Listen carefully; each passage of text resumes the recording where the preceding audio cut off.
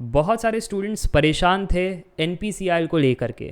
Shrenik Jain study simplified app पर message भी कर रहे थे, क्या सर जी एनपीसीआईएल ने रिक्रूटमेंट बंद कर दी है, कोई नोटिफिकेशन ही नहीं निकाल रहे हैं, क्या अब वो इंजीनियर्स को गेट के थ्रू रिक्रूट नहीं करेंगे या रिक्रूटमेंट मेथड चेंज कर दिया गया है। अगर ये सब डाउट्स आपके भी है तो ऑफिशियल नोटिफिकेशन आ चुका है, देरी से आया है पर आ चुका है, ठीक है। तो आज उसी के बारे में चर्चा करेंगे और भी डिटेलिंग प्रोवाइड करूंगा ताकि कोई भी कन्फ्यूजन अगर आपके दिमाग में है तो क्लियर हो जाए, ठीक है।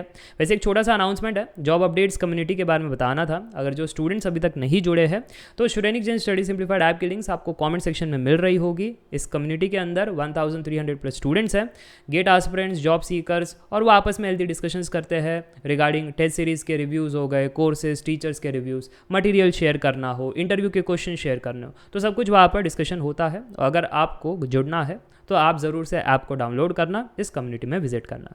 चलिए अब बात करते हैं एनपीसीआईएल की अपडेट जो ऑफिशियल आई है। उनके ऑफिशियल वेबसाइट पर भी है, आप जाकर के चेक कर सकते हो, वहाँ से ही मैंने ये पीडीएफ लिया है।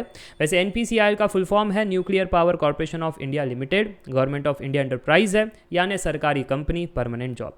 दूसरी बात, यहाँ पर रिक्रूटमेंट जो है वो इंजीनियरिंग ग्रेजुएट्स के लिए है, पर बीएससी वाले भी अप्लाई कर सकते हैं। ये चीज़ यहाँ पर नहीं दी है पर मैं आपको एडवांस में बता रहा हूँ, सारा डिटेल बताऊंगा ताकि किसी स्टूडेंट को कोई कन्फ्यूजन ना रहे, ठीक है। रिक्रूट करेंगे through GATE, but GATE score कौन सा अलाउड होगा? गेट 2022, 2023, 2024 एकमात्र ऐसी पीएसयू कंपनी है जो लास्ट 3 ईयर का जो गेट स्कोर है वो अलाउ करती है। अगर आईओसीएल, सीआईएल, बाकी पीएसयू देखो तो सिर्फ रीसेंट गेट स्कोर ही अलाउ करती है, पास 3 ईयर का अलाउ नहीं करती है, पर एनपीसीआईएल अलाउ करती है। अब यहाँ पर कौन कौन से ब्रांचेस हैं?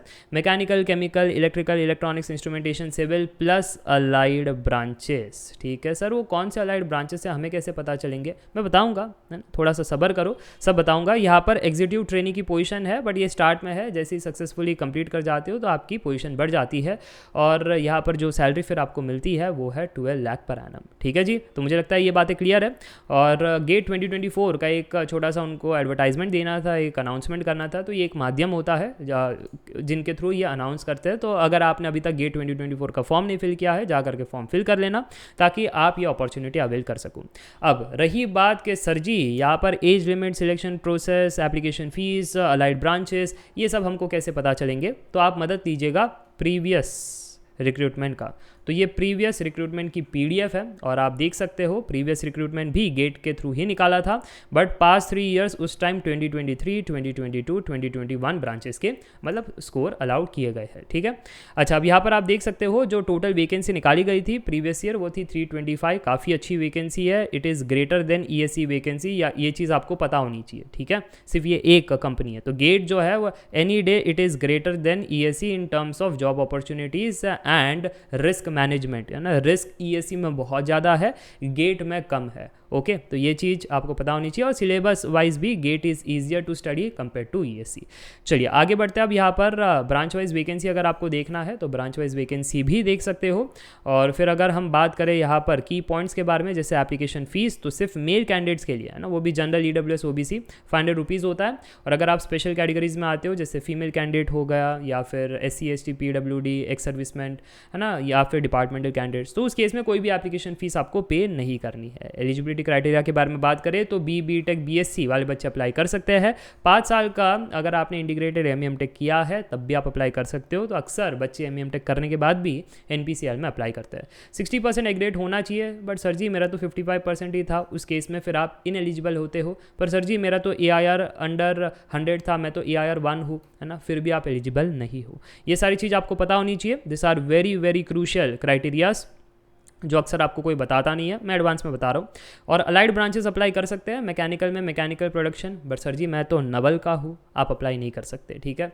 तो यहाँ पर जो अलाइड ब्रांचेस है वही अप्लाई कर सकते हैं, इसके अलावा अप्लाई नहीं कर सकते। इलेक्ट्रिकल के अंदर इलेक्ट्रिकल या इलेक्ट्रिकल एंड इलेक्ट्रॉनिक्स, इलेक्ट्रॉनिक्स के अंदर इलेक्ट्रॉनिक्स या टेलीकम्युनिकेशन वाले बच्चे, इंस्ट्रूमेंटेशन के अंदर ये बच्चे, सिविल के अंदर सिर्फ सिविल, ठीक है। तो मुझे लगता है ये सारी चीज़ क्लियर है। इसके अलावा अगर बात करें तो एज लिमिट जो है जनरल EWS वालों के लिए 26 है, बट सर जी मैं तो 27 हो गया हूँ, तो फिर आप इस वाले PSU के लिए एलिजिबल नहीं हो। अदर PSUs के लिए एलिजिबल हो, है ना, एज लिमिट में तो, पर इस वाले PSU के लिए एलिजिबल नहीं हो। फिर अगर आप स्पेशल कैटेगरीज में आते हो, OBC, NCL, SC ST, उस केस में रिलैक्सेशन मिल जाता है। तो ये बढ़िया चीज़ है आपके लिए, कोई दिक्कत वाली बात नहीं। और जब आप सक्सेसफुली जो ट्रेनी है कंप्लीट कर लेते हो तो आपकी position scientific officer C group A का बन जाता है। फिर जब वो सैलरी आप चेक करोगे तो 56,100 रुपीज़, आपने तो कहा था 12 लाख के ऊपर CTC है। अरे ये बेसिक पे है, in addition you get incentives, DA, HRA, perks, allowances. पढ़ो जी पढ़ो, इसलिए तो सरकारी नौकरी करते हैं, है ना। ये सब जब आप ऐड कर लेते हो तो आपकी CTC काफ़ी अच्छी खासी बन जाती है। सिलेक्शन प्रोसेस जो है यहाँ पर दिया गया है, शॉर्टलिस्ट किया जाता है थ्रू दी गेट स्कोर, और फिर क्या क्या चीज़ें हैं ये सारी चीज़ यहाँ पर बताई गई है, ठीक है। इंटरव्यू के लिए जब बुलाते हैं तो क्या है डेट, टाइम, वेन्यू, ये सब आपको ईमेल, SMS के थ्रू बताया जाता है, ठीक है। फिर फाइनल सिलेक्शन जो होता है वो पर्सनल इंटरव्यू के माध्यम से होता है। एंड यहाँ पर हम अगर चेक करें और कुछ की डिटेल्स, तो मैंने सारा हाईलाइट किया है ताकि आपको पता चल सके एप्लीकेशन कैसे क्या भरना है, उसके बारे में चीज़ें हैं। तो आप बस पढ़ाई करो, है ना, पढ़ाई करो। और ये सब नोटिफिकेशंस है ना आपको मिलती रहेगी जॉब अपडेट्स चैनल पर। मैं बताता रहता हूँ कि कब अप्लाई करना है, कब लास्ट डेट है। फिलहाल ये तो एक अनाउंसमेंट था, छोटा सा अनाउंसमेंट, जिसमें भी मैंने विस्तार में बता दिया कि एज लिमिट पता होनी चाहिए, एप्लीकेशन फ़ीस पता होनी चाहिए, अलाइड ब्रांचेस पता होने चाहिए, है ना, सैलरी स्ट्रक्चर क्या है, ये सब मैंने आपको बता दिया। बस आप मस्त तरीके से पढ़ाई करो और ये जो अपॉर्चुनिटीज़ आती रहती है, शॉर्ट नोटिफिकेशन भी बताऊंगा, डिटेल भी बताऊंगा जब डिटेल आ जाएगी। चलो इसी के साथ ये वीडियो एंड करना चाहूँगा। Meet in the next video. Till then take care, bye bye for now, see ya bye.